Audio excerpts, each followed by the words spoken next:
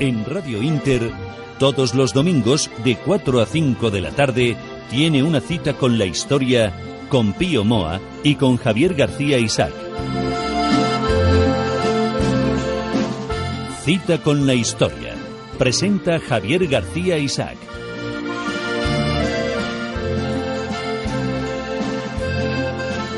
Cita con la historia, cita con todos ustedes, un domingo más, fieles a nuestra particular cita. Yo sé que este programa está creando mucha adicción. Ustedes nos lo dicen en nuestras redes sociales, tanto en Twitter como en Facebook. Y ahora les vamos a dar otro método para comunicarse con nosotros, que es nuestro correo electrónico, que es info@citaconlahistoria.es. Repito, info@citaconlahistoria.es. Todos aquellos que deseen comentar alguna duda o que deseen contactar directamente con el señor don Pío Moa sobre los temas que aquí se tocan, pues intentaremos darle cumplida respuesta. También tenemos un blog donde se están colgando todos los programas, gracias a un amabilísimo oyente, a don Alejandro, que es citaconlahistoria.es. En este blog está pues todos los programas que hemos hecho hasta el momento, los estamos recopilando, y todos los que haremos si Dios quiere. Hoy vamos a tocar un tema muy interesante, muchas veces muy manido, pero yo creo que muy desconocido también, ¿no? Que es Al-Ándalus. Primero saludar a don Pío Moa. Don Pío. Hola, buenas tardes. Quiero recordar que el domingo pasado hablamos de que este domingo daríamos una manera concreta para ayudar al programa. Es decir, hay que tener en cuenta, hay que evitar la pasividad pasividad quejosa, que es tan típica de mucha gente, y hacer algo concreto. Entonces, una posibilidad de hacer algo concreto es ayudar económicamente a este programa, porque de otra manera terminará hundiéndose. Y es un programa que creo que no hay otro ahora mismo en los medios, ¿no? Y bueno, entonces, a ver si el próximo domingo está ya todo dispuesto con una cuenta para que quien quiera apoye una tarea que, insisto, es muy importante porque es necesario disputar el terreno cultural a la izquierda. Sobre todo el terreno de la historia, que es en el que la izquierda se basa. Y en el que se ha hecho dejadez de funciones por parte de la derecha. Totalmente. Se ha hecho una dejadez de funciones, pero tremenda, y eso ha hecho que todo desde la universidad hasta los medios, todo ello esté dominado por la izquierda, que no es lo malo que esté dominado por la izquierda, lo malo es que es una falsificación casi sistemática. Es una tergiversación y una mentira. En gran medida lo es, además hispanófoba, ¿no? Y bueno, vamos a hablar de Al-Ándalus. Alguna gente cree que es Andalucía. Andalucía viene de Al-Ándalus, eso es cierto, pero Al-Ándalus era el conjunto de la península dominada por el Islam. Eso es lo primero que yo a usted le quería preguntar. ¿Qué es Al-Ándalus? Eso es. Para quitar ese mito de que es Andalucía, porque muchas veces... Sí, mucha gente que cree que es Andalucía. Por supuesto, Andalucía viene de Al-Ándalus, del nombre, porque es la última parte de la península que quedó en poder del Islam, y entonces quedó eso. Pero Al-Ándalus era lo mismo Galicia, el poco tiempo que la tuvieron, o Castilla, o Levante, que entonces no existía al principio, bueno. Levante, incluso, toda la parte peninsular. Y sobre Al-Ándalus se ha creado un mito como una sociedad culta, tolerante, refinada, caballerosa, etcétera, la España de las tres culturas por excelencia. Esa mitificación de Al-Ándalus procede de la historiografía romántica del siglo XIX, en la que también se denigraba a la España de los Austrias, un tema que veremos en otra ocasión. La mitificación alcanzó su ápice con Américo Castro, con su libro España en su historia, cristianos, moros y judíos. Para él, España empieza con la invasión islámica. Antes no había existido España, propiamente hablando, ¿no? Con la invasión islámica, que establece una mezcla de lucha e interpenetración cultural entre cristianos, moros y judíos, siendo el elemento cristiano el inferior, el más bárbaro y belicoso, que adoptaría, sin embargo, modos de vivir y de sentir de los judíos e islámicos. Esto es la opinión de Américo Castro, que se ha difundido mucho. Dice, aunque nunca tuvo sus capacidades de pensamiento y de ciencia. Si los cristianos parecía, según estaban negados para estas cosas, no tenían su arte y tal, pero era inferior en ese aspecto. La cultura cristiana resultante fue capaz de construir algo positivo, pero eso lo debería en muy gran medida a las influencias judaica y musulmana adquiridas íntimamente a lo largo de la Reconquista. Yo creo que se trata de un disparate muy elaborado, pero disparate en definitiva. Sí, un disparate además que ha sido muy seguido y muy manido por la izquierda, ¿no? Ese antiespañolismo, ese, por la izquierda y parte de la derecha. Y parte de la derecha, lo comentábamos. Sí, es absolutamente evidente. Creo que la cultura española se forja con Roma. No tenemos más que... Nuestra cultura es latina, básicamente latina. Y adquiere forma política con el reino hispanogodo, sin el cual no podría haber habido reconquista. Aquí lo hemos hablado como España como nación como tal, no surge como con los visigodos. Y ese hecho es el que permite la reconquista. De otra manera, los musulmanes se habrían impuesto como se impusieron en Persia, como se impusieron en el norte de África, etcétera, ¿no? Y como es sabido, Claudio Sánchez Albornoz refutó en su libro España, un enigma histórico, gran parte de las tesis de Castro, que sin embargo han seguido teniendo mucha influencia y han contribuido a crear esa hispanofobia esterilizadora que tanto nos daña, y esa hispanofobia que tiende a considerar lo nuestro inferior siempre. Luego, el filólogo Eugenio Asensio desmontó asimismo muchas interpretaciones de Américo Castro en su libro La España imaginada de Américo Castro, un libro muy interesante y demoledor, pero poco conocido. Y más recientemente, Serafín Fanjul ha publicado varios estudios, uno de los cuales titula Al-Ándalus contra España, la forja del mito. El título ya lo dice todo. En sentido contrario, recientemente hemos leído a Juan Luis Cebrián calificar de insidiosa la Reconquista para imaginar arbitrariamente otra historia distinta de la real, pero que a él le gustaría más. Eso se hace muy a menudo, ¿no? Se especula, en fin. Además, yo creo que Juan Luis Cebrián aquí se equivoca, porque hay que ver cómo están muchos los países que sí que cuajó la dominación islámica, ¿no? Esto lo dijo en Marruecos. Pues hay que ver cómo está Marruecos, ¿eh?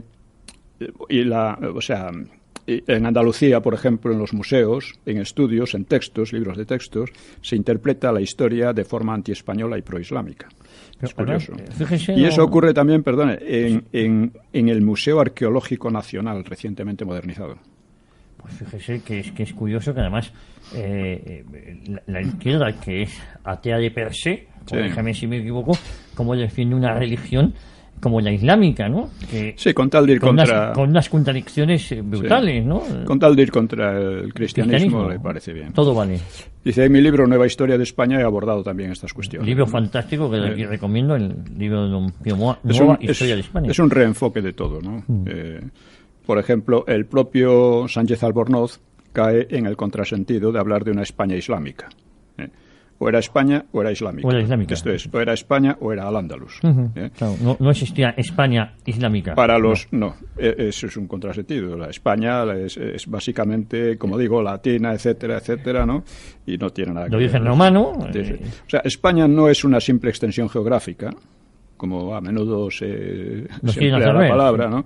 Sino es ante todo una cultura. Y a partir de los godos, Leovigildo y Recaredo, es un Estado, es decir, una nación. Con la invasión musulmana, en el ámbito geográfico peninsular, se impone una cultura, una lengua y un poder político que rompen radicalmente con la cultura y el Estado anteriores. Es decir, un nuevo poder que ya no enraiza con la cristiandad y la cultura latina europea, sino con el Islam y una cultura africano-oriental. Y por segunda vez en la historia, porque esto ya pudo ocurrir antes, o sea, la península estuvo muy cerca de separarse de lo que consideramos europeo y entrar en el ámbito del Magreb.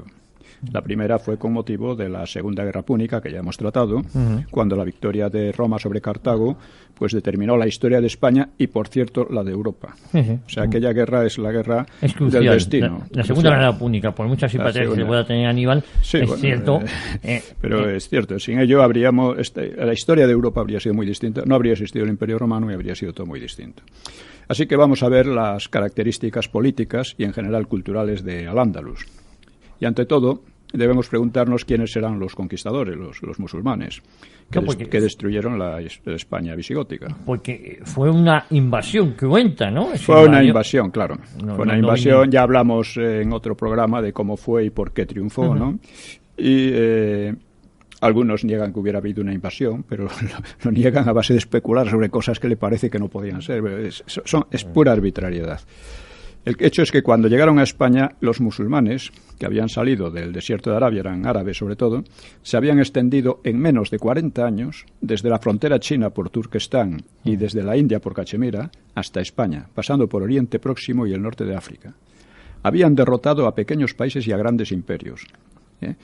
Había sido además una irrupción catastrófica. Por ejemplo, la brillante civilización sasánida de Persia quedó arrasada. Ciudades enteras fueron masacradas y otras abandonadas. Y fue destruida la Academia de Gundishapur, que era un gran centro cultural de la época, o quemada la Biblioteca de Alejandría, que ya antes había sufrido destrucciones. Sí, pues el remate fue la invasión musulmana. La invasión ¿no? musulmana. Posteriormente, en la India, hubo otras invasiones procedentes de Afganistán, también musulmán, que hicieron unas masacres terribles y unos destrozos de los templos, de la cultura, etcétera, anterior, también brutales, ¿no? Es decir, la invasión no fue, nada como pacífica. algunos la presentan, una cosa... De amigos, un hermanamiento, ni nada de esto. No, por una supuesto. imposición. Fue una imposición, como suelen ser las invasiones, pero en este caso tuvo unas características muy brutales, muy cruentas, ¿no? Y cuando los árabes llegan a España, pues su invasión se extendía, como digo, desde el Turquestán y Cachemira, o sea, desde Asia Central, pues hasta la península ibérica, bajo la dinastía de los omeyas. Los omeyas eran los que habían construido esto, ¿no? Pero el año 750, es decir, 40 más o menos después de haber llegado a España, pues otra familia, los abasidas, exterminó a los omeyas. Y hasta sacó a los muertos de sus tumbas para ultrajarlos y borrar su memoria. Así nos andaban con bromas, vamos a decirlo. ¿Y el origen de así. todo es Turquía? ¿El origen de donde salen la invasión? No, la invasión islámica sale de Arabia. De Arabia. Del desierto de Arabia. Eso es. El desierto de Arabia. Triunfa por varias razones, ¿no? Una de ellas es que utilizaba la caballería ligera muy bien y le permitía envolver a los ejércitos contrarios. De infantería. Sí. O sea, esta fue una de las razones, ¿no? Pero realmente fue una cosa que parece milagrosa. Sí, que en tan poco tiempo hubieran llegado a abatir imperios enteros, ¿no? Al imperio bizantino lo dejaron reducido en gran medida, ¿no? Ya en la época, ya fue muy posterior cuando Constantinopla fue tomada, pero vamos, eso ya es otra cuestión. Y cuando los abasidas acabaron con los omeyas, pues uno de los pocos que se salvaron pues fue Abderramán, que llegó al Andalus con sus asesinos, le iban pisando los talones, o sea, por poco lo liquidan. Sí, desde Siria, desde Damasco. Pero, en fin, Abderramán consiguió imponerse en la península, hizo con amigos, etcétera, ¿no? Y crear un emirato independiente con capital en Córdoba. Eso, o sea, un emirato no era como un califato, es menos, era como teóricamente dependiente de Damasco, pero que pasó a Bagdad, pero en la realidad era independiente. Y fue Abderramán quien empezó a construir la mezquita de Córdoba. Para lo cual destruyó la anterior basílica hispanogoda y otros edificios romanos y godos, porque... Es importante decir eso también, que antes había una basílica ahí, porque me parece ser que la Junta de Andalucía hablaba de devolver la mezquita a los musulmanes. De devolver, que como se va a devolver. ¿A quién? Es de locos, es de locos, pero es así, es el odio a España, la hispanofobia, ¿no? Que se superpone por encima de todo, esa hispanofobia se supone por encima de las religiones, por encima de todo. Sí, da igual, ¿no? España es de los pocos países que se odia a sí mismo, que tiene personajes que se odian a sí mismo. Bueno, en todos los países hay algo de esto, pero en España yo creo que tiene un carácter especialmente acentuado, sí.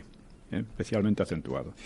Y entonces pues fue cuajando una nueva sociedad. Y como los musulmanes eran pocos y eran más atrasados que los españoles en este momento, pues los cristianos se les permitió seguir con su religión, y aunque se les prohibió difundirla bajo pena de muerte.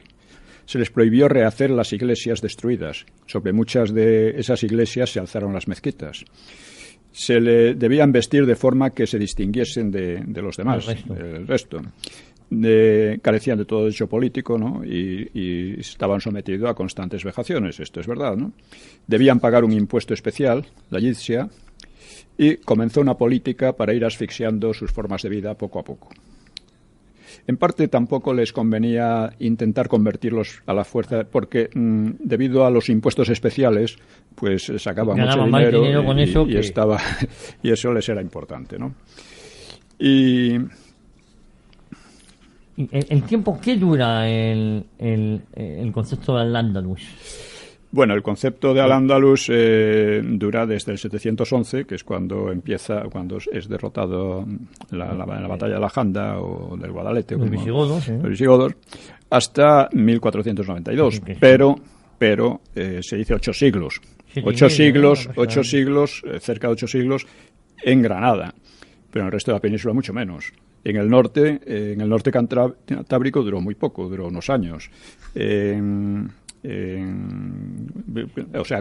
Con Fernando III el Santo, en 5 siglos prácticamente solo les queda a esa parte de Andalucía, ni siquiera toda Andalucía. Que quizás por eso el método de Al-Ándalus era todo, pero parece que fue perdiendo terreno. Exactamente. Hasta quedar una parte de Andalucía, ¿no? Bueno, los cristianos que quedaban en el Andalus fueron llamados mozárabes. Es decir, arabizado es lo que significa. Y una minoría creciente, que llegaría a hacerse mayoritaria, se convirtió al Islam. Y sus miembros fueron llamados muladíes. Esto es importante, ya veremos por qué.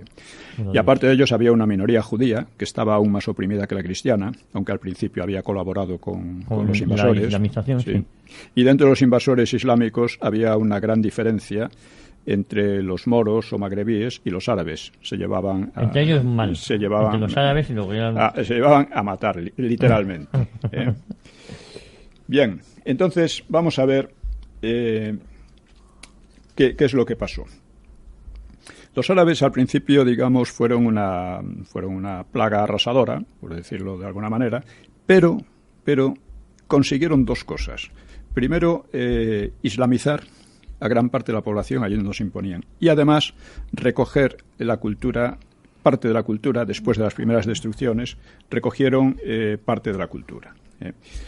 Por ejemplo, al ocupar tierras del Imperio Bizantino, recogieron parte de la herencia griega que había. En Irán, en Persia, tras la marea destructiva, ¿no?, salvaron aún lo salvable, y los propios persas, que se islamizaron, pues produjeron una época dorada para el Islam. Una época literaria, artística y filosófica. Digamos que Al-Ándalus y Persia fueron las zonas culturalmente más productivas de todo el mundo islámico, ¿no? Además, recogieron aportes de los chinos, como el papel, por ejemplo. Bien. Y de los indios, como las notaciones matemáticas y los números que hoy se llaman arábigos, pero que en realidad parten de la India, y que han tenido un efecto importantísimo para la ciencia, ¿no? En España, pues los islámicos recogieron algo de la fuerza cultural acumulada en siglos pasados, sobre todo en el Valle del Betis, Córdoba. Y la transformaron de raíz, desde luego, y trajeron conocimientos de Oriente, pero no hay que olvidar que llegaban a una población ya muy culta, sobre todo en algunas zonas.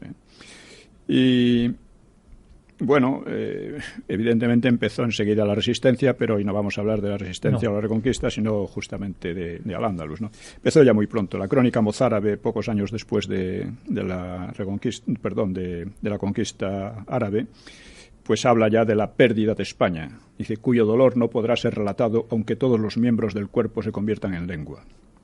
Consideraba un castigo divino por los pecados anteriores. Y realmente Al-Ándalus y España, la España que empezaba a recuperarse, eran 2 mundos muy distintos. Aunque había préstamos mutuos, esto es normal, ¿no? Pero sin embargo lo sorprendente para tanto tiempo de contacto es que los préstamos fueran escasos. Fueran escasos, ¿no? El cristianismo, por ejemplo, suponía una mayor diferenciación entre la religión y la política, entre el poder político. Cosa que no pasaba aquí. El cristianismo sí tenía, pero en Al-Ándalus no. En Al-Ándalus no. Estaba todo confundido, ¿no? Como ahora mismo el Estado Islámico lo que trata es de imponer la Sharia, trata de imponer una identificación total entre el poder político y la religión. Eso en España ocurría en mucha menor medida. Había en España una libertad personal que iría originando pues gobiernos más representativos. La esclavitud tenía una extensión mucho menor, en el Al-Ándalus estaba extendidísima. Había ideas muy diferentes del derecho, la mujer tenía mucha mayor autonomía, había monogamia estricta, bautismo y no circuncisión, la lengua era latina, que estaba transformándose en aquel momento en los idiomas romances, y la culinaria era la del cerdo y el vino, que estaban prohibidos en el Islam. Es decir, realmente eran dos sociedades completamente distintas. Totalmente distintas. Y la cultura andalusí, que entonces estaban haciendo, era islámica, el árabe era su idioma propio, y lo cual aumentaba la incomunicación con la parte española. O sea, poquísimas personas del norte, en España, sabían árabe, y en el sur el romance iba retrocediendo. Al-Ándalus gozaba de aportes culturales y técnicos en circulación desde la India y China, como dijimos, que eran países remotos para Europa, y desde Bizancio. Disponía de tierra y recursos demográficos y materiales muy superiores a los de la España renaciente, de la España que trataba de rehacerse, ¿no?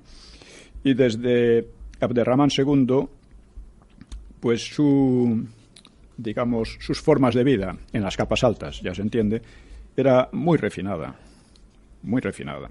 También tenía un problema que tenía Al-Ándalus, era la composición étnica. En Al-Ándalus abundaban, aún sin ser mayoría, abundaban los magrebíes, los moros propiamente, los judíos y una masa eslava traída de África, traída de África Negra y de Europa del Este. Los eslavos. Pero todo ello sometido a una minoría árabe, una minoría muy racista, que se consideraba, por ser de origen árabe, pues superior y con derecho a dominar a todos los demás, ¿no? Entre los árabes, a su vez, había también bastantes querellas. Y la población autóctona se dividía entre cristianos o mozárabes y moladíes, como ya dijimos. Los mozárabes descendieron, al principio eran muy mayoritarios, a 2 o 3 siglos después de Guadalete se habían convertido en una minoría. Esto es importante tenerlo. Sí. Y esta variedad social, cultural y religiosa que había en Al-Ándalus volvió casi permanente la guerra civil. O sea, Al-Ándalus era en Al-Ándalus había una guerra civil casi permanente entre unos y otros. Y esta guerra civil fue la que le impidió pues sacar todo el fruto de su enorme superioridad material. Tenía muchos más habitantes, mucho más ricos en principio, porque en el norte era una zona muy pobre, la zona más pobre de España, ¿no? Y tenía medios económicos muy superiores, ¿no? Sin embargo, fue perdiendo en gran medida por esta situación de guerra civil casi permanente en la que vivían. Por otra parte, esta inestabilidad interna, ¿no? Pues creó un efecto decisivo, y es que los gobernantes cordobeses árabes pues tenían un completo recelo de sus súbditos. Por lo tanto, crearon ejércitos de esclavos y mercenarios extranjeros, magrebíes, o sea, para poder mantener bereberes, ¿no? Sí, que separados de la población. Había una gran hostilidad entre el ejército y la población. Porque el ejército que ya digo, se componía en gran parte de esclavos y mercenarios extranjeros, solo era leal al emir y luego al califa cuando llegó Abderramán III, que ya lo veremos, ¿no? Esto, claro, era para la parte española era una ventaja porque era mucho más homogénea culturalmente y étnicamente. Además hay una duda, yo creo que lo vemos luego, don Pío, y es la poca influencia que nos ha quedado de ellos. Porque, sí, siempre se habla de palabras. Se habla de eso, y aquí han quedado algún monumento arquitectónico de gran valía, eso es indudable, pero poca cosa más, ni lenguaje, ni las costumbres. Sí. Durante unos siglos se puede decir que en algunos aspectos culturales importantes Al-Ándalus fue muy superior a la parte cristiana, a la parte española. Quiero decir otra cosa también. Se habla muchas veces de los reinos cristianos. Se trata de reinos españoles, porque reinos cristianos había en toda Europa, pero no estaban aquí. Efectivamente. En España solo estaban unos pocos. Que se habla mal. Que eran españoles, en el sentido porque no solo eran cristianos, sino tenían una orientación política muy definida, ¿no? Y bueno, digamos que tenían estos problemas ya de entrada, un una gran diferenciación entre la capa dominante y los demás, una guerra civil casi permanente, constantemente había, bueno, desde la jornada del Foso, en que, bueno, masacres unos y otros, o el otro hecho típico fue la rebelión del Arrabal en Córdoba, que bueno, el emir, que era Laquén I, y pues bueno, había decretado unos impuestos muy, muy fuertes, lo cual provocó esta rebelión, ¿no? Y lo que hizo fue a los amotinados, pues atacarlos, vamos, los masacró y mandó desterrar unos 20.000. Bastantes de ellos fueron a Fez, a Marruecos, otros a la costa magrebí, donde se dedicaron a la piratería, etcétera. Otros pasaron a Alejandría, que dominaron unos años, y luego a Creta. Es decir, fue una cosa muy curiosa. Brutal. Pero importante otra cosa que hacían esto, ¿no? Sí. Conforme los cristianos avanzaban, lo que recurrieron al Andalus fue a la que llaman las aceifas, que eran incursiones devastadoras, en que arrasaban una zona y volvían a su... Arrasaban una zona, se llevaban miles de cautivos y obligaban a los españoles a estar en continua tensión, temiendo cada año, porque eran cada año, ser aniquilados, ¿no? Y esas incursiones, claro, en la zona española, digo española porque al principio era todo el Andalus, y según se iba ganando territorio, sí se produce una diferenciación en lo... Primero en el reino también en la marca hispánica, en el Pirineo, digamos que se crean dos Españas, la de la Pirenaica y la Cantábrica. La Cantábrica es la que más avanza. La Pirenaica queda estancada durante bastante tiempo. Y conforme iban avanzando, pues primero el reino de Oviedo, luego el reino de León, pues iba extendiendo, y bueno, como normalmente ganaban bastante batallas a pesar de su inferioridad en muchos aspectos, pues pues estos respondían con las famosas aceifas, ¿no? Que eran incursiones realmente devastadoras que... Esto lo expone muy bien Sánchez Albornoz, lo que significaba aquello, que claro, es algo que no nos imaginamos, ¿no? El estar cada año esperando que vengan a talar los campos, a arrasar las cosechas, a llevarse mujeres, niños y matar a todos los hombres que podían, ¿no? Esto año tras año. Claro, eso además generaría cierto recelo por parte de la población cristiana, ¿no? O por parte de la población que vivía en España. Bueno, era una enemistad total. Evidentemente hablar de... en fin. Al mismo tiempo hay que darse cuenta, Abderramán II sobre todo, pues fue el que inició el esplendor de Al-Ándalus, el esplendor de Córdoba sobre todo, ¿no? Pues un cristiano que fue martirizado, que se llamaba Eulogio, reconocía a Córdoba, llamada antaño Patricia y ahora Ciudad Regia, la llevó, a Abderramán II, al mayor encumbramiento, la colmó de riquezas y la embelleció con todas las delicias del mundo, más allá de lo que es posible creer o decir, al punto de sobrepasar en toda pompa mundana a los reyes anteriores de su linaje. Y mientras, la Iglesia era arruinada hasta la extinción bajo su pesadísimo yugo. Otras loas semejantes pues las expresan los autores islámicos. El emir amplió la mezquita principal, construyó nuevos edificios, arrasó, por supuesto, montones de construcciones romanas y visigodas, y reutilizó pues sus columnas y otros elementos, ¿no? Era muy aficionado a las artes y las letras. Ya digo que se creó una corte muy, muy refinada, muy culta. Pero que al mismo tiempo, para vivir en aquel lujo y esplendor, imponía unos impuestos brutales, ¿no? que causaban un gran descontento, como es lógico, ¿no?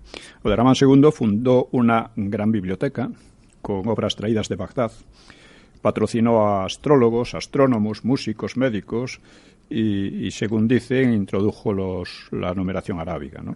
Así es, pues eso es el mito de base decimal.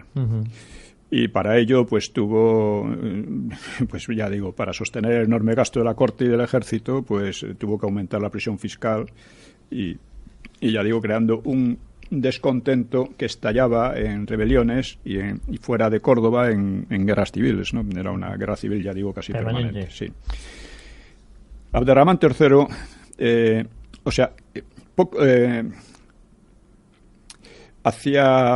finales del siglo X, hacia principios del siglo X, Al-Ándalus estaba en crisis total. A pesar de todo eso, debido a todas estas rebeliones, historias, estaba en crisis total.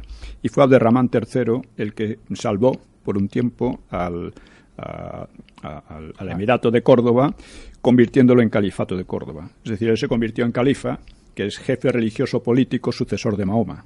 Es decir, que tenía, como un papa, vamos a decir, o sea, y por lo tanto rompiendo radicalmente ya con Bagdad. Aunque era el comendador de los creyentes, aunque en realidad no pasaba de la península su mandato, su autoridad. Si le parece, don Pío, vamos a cortar aquí, vamos a hacer una brevísima pausa, porque estamos todos absolutamente embobados con lo que hoy nos está relatando. No se mueva nadie, una brevísima pausa y continuamos aquí en Cita con la Historia.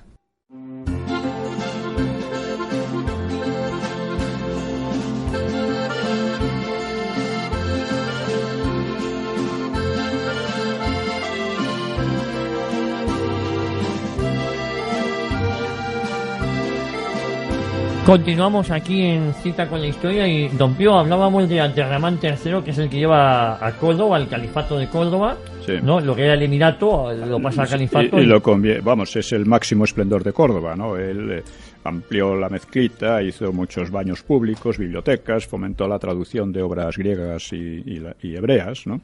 Y con lo cual propició un renacimiento cultural. Sin embargo, era extremadamente déspota. Y extremadamente cruel.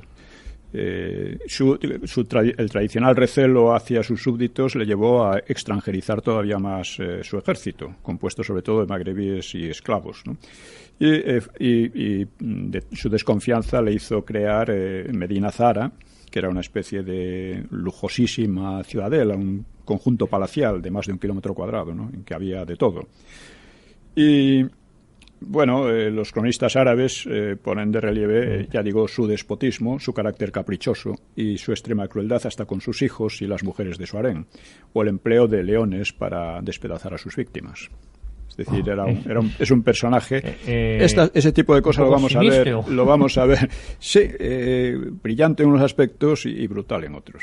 Bien, en todo caso, hay un momento en que, a pesar de sus retrocesos, los cordobeses, los andalusíes, al mando de Almanzor, consiguen infligir una derrota tras otra a los cristianos.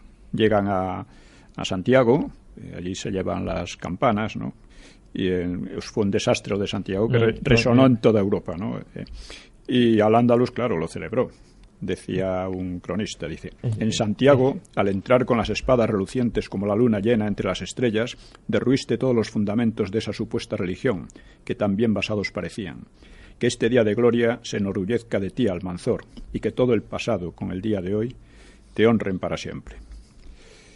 En fin, Almanzor, pero es una cosa curiosa que a pesar de estos éxitos de vencer una y otra vez a todas sus incursiones a los cristianos, fue el prólogo al derrumbe total de Córdoba. Al derrumbe completo de Córdoba. Bueno, no completo, políticamente completo.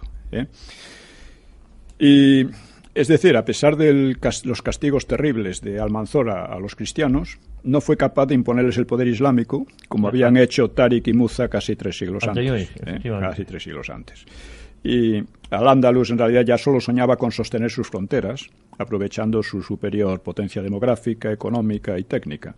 Y por esta razón los reinos españoles quedaron a salvo, aun si no podían tener entonces ninguna seguridad en ello. Porque poco después el califato estalló, sufrió una implosión y se dividió en taifas. El reino de Taifas. En los reinos de Taifas, que fueron hasta 39, ¿no? De la implosión del califato nacieron hasta 39 taifas, que eran estados menores. Algunos eran poderosos, como Zaragoza, Toledo, Valencia, Badajoz o Sevilla, ¿no? Y mientras que Córdoba, decaía y perdía población. Y es una cosa curiosa que no he visto yo señalada en otras, lo he señalado en la historia de España y no lo he visto señalado en otros lugares, y es que las taifas, las oligarquías que mandaban en las taifas, eran árabes, algunas bereberes o eslavas, Eslavas ¿Bereberes o eslavas? Sí, porque algunos dicen que estos llamados eslavos eran en realidad cristianos, pero no creo que... Porque ellos utilizaron mucho a los eslavos en su ejército, como esclavos muchas veces, ¿no? Pero estos eslavos a veces formaron unas élites militares, que fue cuando implosionó el Córdoba, pues se apoderaron del poder en una serie, en varios sitios, ¿no? Pero es curioso que no hubo ninguno de las taifas fueron muladíes.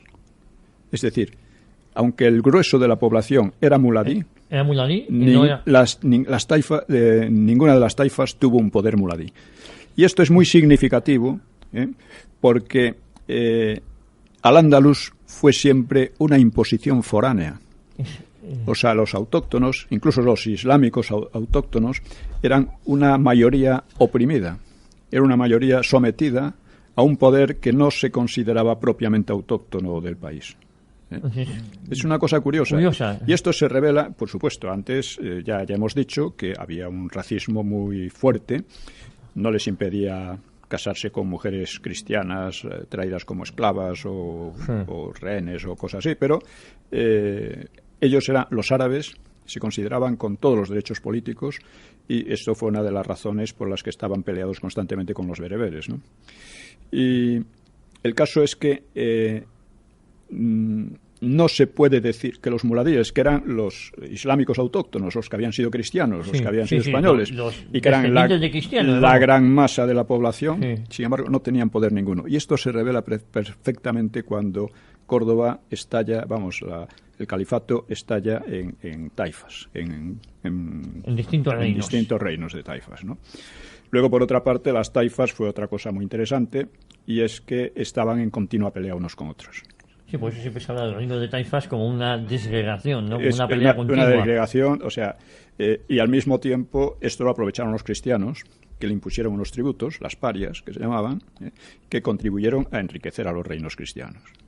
A su vez, las oligarquías de las taifas machacaban a impuestos a sus súbditos. Es decir, podríamos hablar de que el régimen político que habían establecido entre ellos mismos acaba siendo perjudicial y genera estas rencillas continuas entre ellos. Eran incapaces de así como antes estaban en guerra civil, ahora venía a ser lo mismo, pero eran incapaces de unirse frente a los cristianos, frente al enemigo común. Los cristianos, en cambio, aunque a veces estaban peleados entre ellos unos reinos con otros, los españoles, vamos a decir, a pesar de eso, sabían unirse y desde luego no tenían unas querellas ni remotamente parecidas a las de los andalusíes, ¿no? Además, supongo que dentro de los andalusíes sí que había distintas, no sé si etnias religiosas o distintas facciones. Sí, había facciones, unas más rigoristas, otras menos y demás, ¿no? Es decir, Fernando I de León, hasta el punto que no solo imponía parias, sino que impuso el traslado a León de los restos de San Isidoro, que estaban en Sevilla, como un símbolo de la legitimidad hispanogoda. Que esa legitimidad estaba presente siempre. Siempre. Es decir, que ya lo hemos comentado en otro programa, cómo debemos al concepto de España a los reinos visigodos, ¿no? Sí. Pues tenemos otro, Al-Mutadid, que era otro personaje muy distinguido, o sea, refinado, etcétera, ¿no? Poeta y tal, era un mecenas y amante de las artes, pero era también llegó a matar con sus manos a un hijo suyo, a hacer asfixiar a enviados de otra taifa, o gustaba hacer floreros con los cráneos de sus enemigos liquidados. Es decir, que era todo muy era avanzado. Era una mezcla de refinamiento, despotismo y crueldad muy curiosas. Y luego ha comentado un hecho también que hay que significar que la gran parte del ejército no era autóctono, sino todo extranjero, ¿no? En gran parte, sí. Por supuesto, ellos tenían un verdadero pánico. Pero para ver un poco el esplendor cultural de algunas de estas taifas, pues podemos citar algunos autores célebres, ¿no? Como Ibn Hazm, que fue era un poeta, filósofo, moralista, político, polemista, teológico, antijudío, claro. Jurista e historiador. Tenía todas estas cualidades. Sí. Y tuvo una vida muy agitada, conoció la cárcel y el destierro, y era aristotélico, Es decir, no opuso la razón a la fe, sino que coronó a la razón con la fe. Y, curiosamente, atribuyó el motivo profundo de la actividad humana a la necesidad de distraerse de la muerte. Una idea interesante. Interesante. Muy aficionado a la ciencia, etcétera. Escribió el Collar de la Paloma, donde intercala poemas formalmente refinados, ¿no? O sea, que un tipo de amor platónico, muy peculiar, que se humilla ante la amada y no llega a ser carnal. Dice en sus poemas haber llorado por el rechazo de su amada, pero admite que se trató de una exigencia poética, pues no había derramado lágrimas desde niño. Es una cosa curiosa la relación entre este tipo de poesía amorosa y la del amor cortés, que más o menos por la misma época se desarrolla en el sur de Francia y en las partes cristianas, ¿no? Otro era Ibn Saidún, considerado el mejor poeta amoroso de Al-Ándalus, que era influyente en todo el Islam, es decir, culturalmente había una gran proyección tanto hacia Al-Ándalus como desde Al-Ándalus al resto del Islam, ¿no? Muy bien. Este pasó la mayor parte de su vida exiliado de su añorada Córdoba, claro, y decía: Dios ha dejado caer aguaceros sobre las casas de aquellas a quienes hemos amado. Qué felices aquellos tiempos cuando vivíamos con las de ondulante cabello y blancos hombros. Muy refinado. Y Mutamid, hijo de Mutadid, de Sevilla, le sucedió como rey de Taifa y era lo mismo que su padre, ¿no?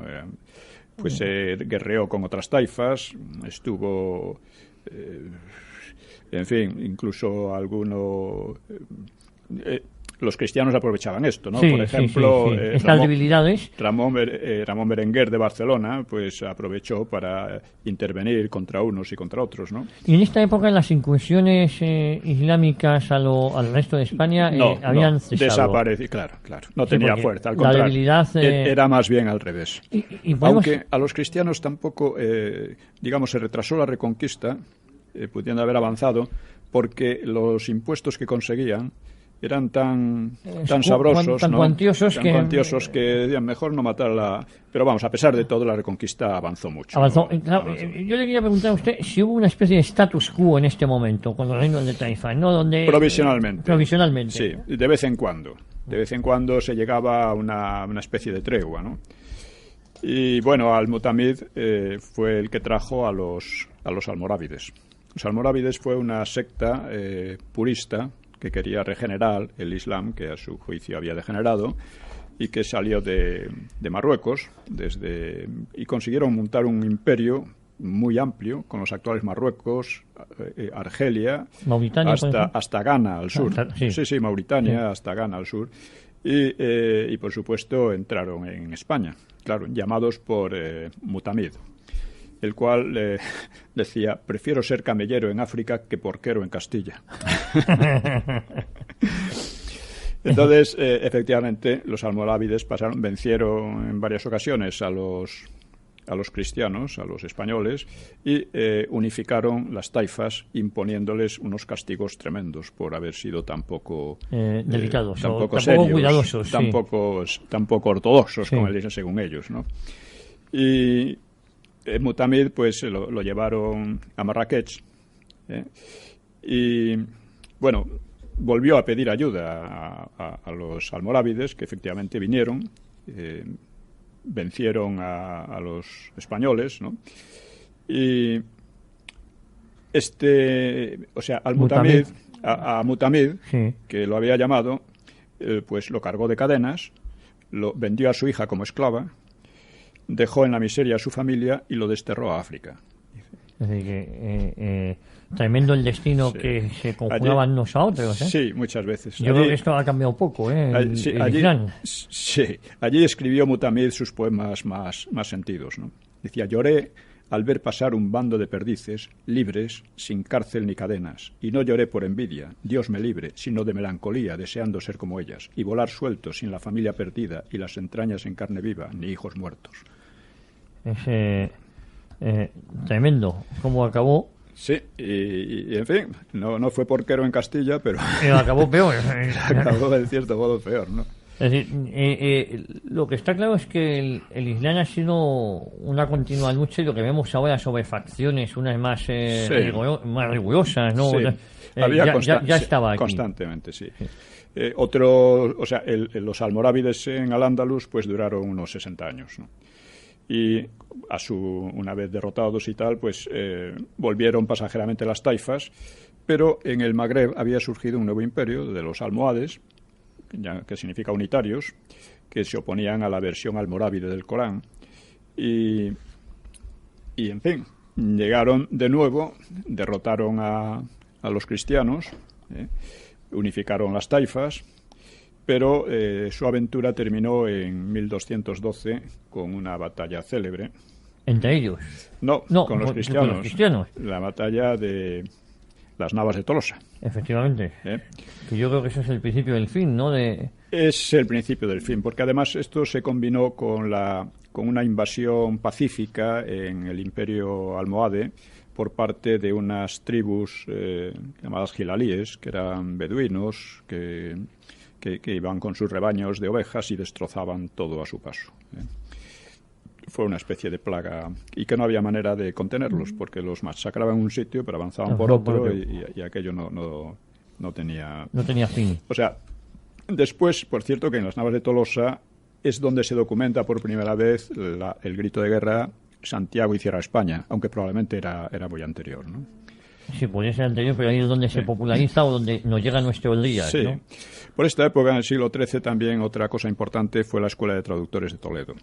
La Escuela de Traductores de Toledo se dedicó a traducir al latín pues textos árabes y hebreos, textos científicos sobre todo y filosóficos, y tuvo una gran importancia para lo que se llama el Renacimiento europeo de la época, ¿no? Del siglo XIII. Pero hay que decir que, por supuesto, los monjes ya en la Alta Edad Media, los monjes ya habían traducido mucho material, pero este era material nuevo, del que no se disponía porque las bibliotecas habían sido destruidas con las invasiones bárbaras. Y entonces, pues, la Escuela de Traductores tuvo una gran influencia detrás de los Pirineos, mientras que en la propia España tuvo muy poca influencia, porque la oposición era tan fuerte que hacía muy difícil el intercambio. Y España todavía no tenía en aquellos momentos instituciones culturales importantes. Pero hay que decir que en esa época marca también la época de la esclerosis de la cultura musulmana, mientras que marca también la época en que la cultura cristiana europea no solo renace, sino que cobra una fuerza muy superior. Es la Europa y la España, por supuesto, de los catedrales, de las universidades, de nuevas actitudes en general. Es una Europa en que también avanza, no vamos a decir la democracia, pero sí la representatividad del pueblo. Una cierta manera de representatividad. Sí, empiezan las cortes, etcétera. Es decir, que es ya una época en que la cultura española y en general cristiana, europea, adquiere una gran superioridad sobre la cultura musulmana. Sí, no sé si nos queda mucho. 10 minutos. 10 minutos nada más. Bueno.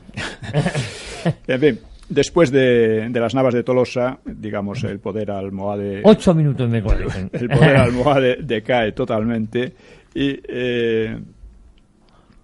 y bueno, la reconquista avanza mucho y se acaba definitivamente la posibilidad de Al-Ándalus de invadir, porque cuando llega a las Navas de Tolosa, la idea de los musulmanes lograron un ejército enorme reclutado en gran parte del Islam, y su idea era cruzar España, derrotar y llegar a Roma. Y seguir.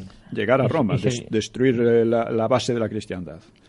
O sea, si no llegan a ser detenidos en aquel momento... O sea, la batalla de las Navas de Tolosa es crucial, absolutamente. Es crucial para el futuro también de lo que es Europa, ¿no?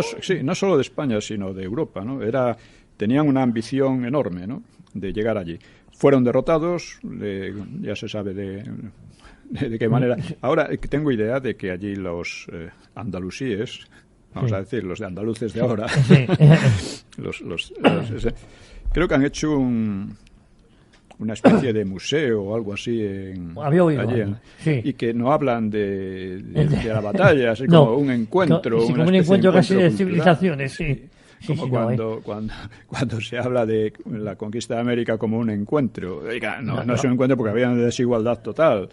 Ya hablaremos de estas cosas, sí. ¿no? Sí, pero efectivamente parece que se ningunea la importancia que tuvo la batalla de las Navas de Tolosa. Sí, tratan de decir como para ellos, digamos, la parte cristiana, la parte propiamente española, era la parte bárbara, Sí. tratan de decirlo así, ignorando que efectivamente en algunos aspectos, sobre todo durante la época de Córdoba, pues era culturalmente superior. No en todos los aspectos, porque la cultura implica también desde la posición de la mujer, por ejemplo, hasta la libertad personal, que estas cosas no existían en aquella época. que ya digo, era muy en Al-Ándalus, Sí. que era muy despótico ya del poder. O sea, que casi siempre se olvidan dos cosas. Primero, que el esplendor cultural era relativo, que en algunos aspectos básicos, como eran los derechos de las personas, la libertad personal, etcétera, la esclavitud, el esclavismo, pues evidentemente la parte cristiana, incluso en sus épocas más primitivas, más primarias, más pobres, porque partían de la parte más pobre de España, eran superiores en ese aspecto. Ahora, en cuanto a refinamiento, poesía, todas estas cosas, ciencia, incluso pensamiento, ¿no? Sí. Pues durante mucho tiempo fueron superiores los andalusíes. Pero a partir del siglo XII-XIII, la cultura andalusí se estanca mientras que la cultura eurocristiana, la española, se expande. O sea, es un resurgimiento de una extraordinaria potencia. Parte de ella, una pequeña parte, pero una parte significativa, la debe pues a las traducciones que se hacían en la escuela de Toledo, pero también en otros lugares, en Sicilia, etcétera, también se hacían traducciones de los textos árabes. Por cierto, que entre los árabes había una resistencia de esta gente quiere apoderarse de nuestros saberes, ¿no? Sí, que tampoco lo daban alegremente, ¿no? Pero básicamente así ocurrió. La escuela se hizo en el Toledo cristiano, cuando ya Toledo había pasado a ser... A manos cristianas. La caída de Toledo fue un desastre psicológico, moral y de todo tipo para Al-Ándalus, porque Toledo había sido la capital del reino hispanogodo, tenía una significación importante, fundamental para los españoles, porque ellos era la reconquista de España, en definitiva, la vuelta a la España perdida. Entonces, eso sí que es un punto moral a favor aparte de los cristianos.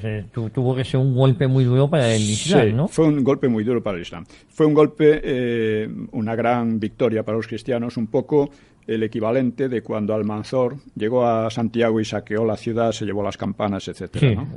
Fue la evolución de ese golpe moral. Que luego Fernando III obligó a llevarlas de nuevo a hombros de musulmanes a Santiago, ¿no? El que quiera saber más sobre esto, don Pío, nueva historia de España, precisamente de don Pío Moa. Yo creo que aquí viene muy bien reflejado todo lo que hemos comentado hoy, ¿no? El libro los libros, no es el único, de Serafín Fanjul, son muy importantes también y muy recomendables. Vale, pues aquellos que se quieran instruir, los libros de Serafín Fanjul, el suyo propio, don Pío, y luego decir, como colofón final, que ha quedado, ya lo hemos dicho en otros programas, ha quedado muy poco de esa cultura de esos 7 siglos y medio, de casi esos 8 siglos. Es comparable, o sea, antes de que llegaran los árabes al norte de África, aquella zona había estado muy latinizada. ¿Y qué queda allí de la herencia latina? Pues quedan algunas ciudades fantasma, quedan ruinas muy interesantes y buenas. Sí. Pues algo parecido ocurre en España con la herencia musulmana. Además, mucha gente cree que muchas costumbres pues son musulmanas y en realidad son romanas, son mediterráneas, son ya anteriores, ¿no? Incluso canalización, o sea, métodos de riego, de regadío, etcétera, del Levante, todo eso era muy anterior. Sí. Y hay que decir también que, digamos, la parte principal y más rica y más culta de España con los musulmanes era la parte bética, la parte del valle del Guadalquivir, que era también ya desde época prerromana la parte, digamos, más culta y más rica de España, y que siguió siéndolo hasta el siglo XVI y XVII, ¿no? Bueno, don Pío, muchísimas gracias por esta lección magistral. El próximo domingo más. ¿Qué vamos a tratar el próximo domingo? Vamos a seguir tratando el tema de la falange, que quedó a medias la otra vez. Muy bien. Y como alguna gente ha reclamado más, pues le vamos a dar más el próximo domingo aquí en Cita con la Historia.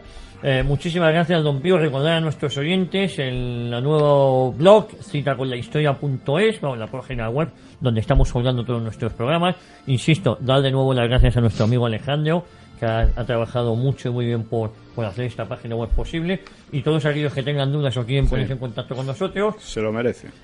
info@citaconlahistoria.es, y la semana que viene daremos todos aquellos que quieran colaborar lo que tenemos que hacer.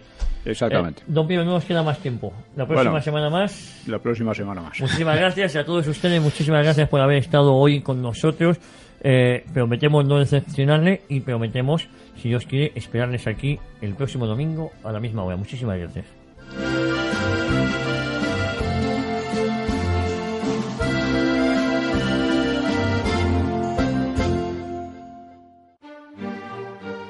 Los sábados a las 3 de la tarde en Radio Inter, información y opinión en Una Hora en Libertad. Una tertulia políticamente incorrecta que no te dejará indiferente en un tono amable y distendido, pero sin faltar a la verdad. Una Hora en Libertad. Los sábados de